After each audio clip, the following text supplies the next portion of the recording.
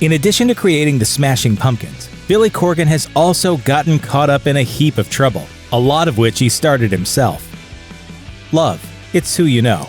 Before Courtney Love started dating the late Nirvana frontman Kurt Cobain, she was involved with Billy Corgan. The relationship might have lasted longer if Corgan had been more generous in spirit. Even when Smashing Pumpkins played a few European dates with Nirvana back in 1991, Love tagged along. In the 2015 documentary Montage of Heck, she revealed exactly how she wound up on a fateful ferry ride with Cobain. Billy Corgan would not pay for my flight back from Roskilde, and Nirvana had played with the Pumpkins at that show. Love admitted she already had a huge crush on Cobain, but said Corgan's stinginess basically drove her into his arms. But I still was dating and sleeping with Billy Corgan. But he kind of lost me at this moment. This is the moment he specifically lost me. Following his breakup with Love, Corgan reportedly pulled out of a tour with the Red Hot Chili Peppers and Nirvana because he didn't want to share a bill with Cobain's band. In the months after Cobain's death in 1994, Corgan and Love reportedly got back together, and he even wrote some songs for the 1998 Hole album Celebrity Skin. Corgan nevertheless trashed the album in the press, saying it left a bad taste in his mouth. Behold, the nightmare. Here's a question for you. How can you tell when your team's morale is beyond low? One more thing. What do you think keeps a band together? That interview took place while Smashing Pumpkins completed their 1993 album Siamese Dream, which was reportedly a nightmare to record. Corgan allegedly had such exacting standards, he scrapped all contributions from guitarist James Iha and bassist Darcy Redsky. Then he reportedly re-recorded all their parts himself. Talk about micromanaging. Shortly after the album dropped, Corgan insulted his bandmates in an interview with Spin. I gave them a year and a half to prepare for this record, yet they continue to keep failing me. In 2013, legendary producer Butch Vig told Triple J, "Making the record, I felt like it almost killed me. I was so physically exhausted and mentally exhausted." Nearly 20 years later, Corgan told the NME that he was suicidal when recording the album and was actively, quote, plotting his own death. He also touched upon his mental health issues in an interview with Half of Us. I cut myself. I stayed up all night. I did things with sleep deprivation. If you or anyone you know is having suicidal thoughts, please call the National Suicide Prevention Lifeline at 1-800-273-TALK. He needs a muzzle.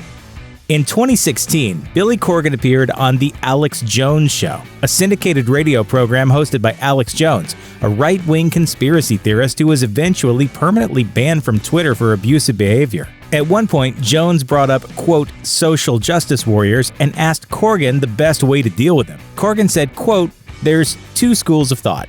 One is they're gone. They're Maoists. They have the little red book in their hand. You're not going to get them back. It's a cult. It's a cult. He then compared those activists to members of the Ku Klux Klan. The Klan member is spitting in some person of color's face. Don't you think that guy thought he was right too? Yikes. Siamese Dream. You wouldn't tend to associate Billy Corgan with cute little kitty cats, would you? Sure, maybe rats in cages, but cats? Well, magazine covers don't lie. In 2014, Corgan adopted two cats named Sammy and Mr. Tom from an animal shelter in Chicago. In an issue of Paws Chicago, Corgan said the cats were his, quote, rock and roll kittens. Well, CNN anchor Anderson Cooper poked some fun at Corgan's, catty side on an episode of Anderson Cooper 360. Maybe he's being ironic, or maybe when the cool rock stars start doing less rock starry things, it kind of makes us face our own mortality. It turns out Corgan wasn't being ironic at all and totally went off on Cooper in a now-deleted tweet. Sorry to disappoint, but I'm still making real music. I realize you're too busy being a globalist shill to know the difference, but there are those of us who do as we like. Corgan wasn't quite done either. A few months later, Corgan's concert merchandise tables started selling t-shirts bearing images of the musicians' cats with, quote, F you, Anderson Cooper. Through the eyes of Darcy. In February 2018, Corgan unveiled plans for the Shiny and Oh So Bright Tour, a 30th anniversary celebration of the Smashing Pumpkins. It was announced that drummer Jimmy Chamberlin and guitarist James Iha would be along for the ride too. One notable omission, bassist Darcy Retzky, who was kicked out of the band by Corgan in the late 90s. Here they are together in 1994 during theoretically happier times. Is there anything you'd like to say to the world? No, you pretty much said it.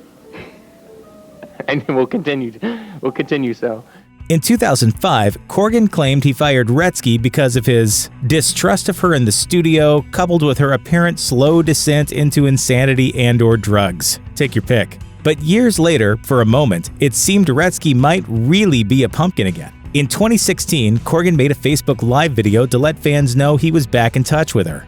I've been in communication with Darcy for the first time in about 16, 17 years. It's awesome, to have my friend back. Apparently, all that good cheer didn't last. In January 2018, Retzky told Blast Echo the band has decided to go with a different bass player. To make matters worse, in February 18, she told Alternative Nation, "I honestly think he may have a brain tumor. He's always been insufferable." It's not a tumor. It's not a tumor at all.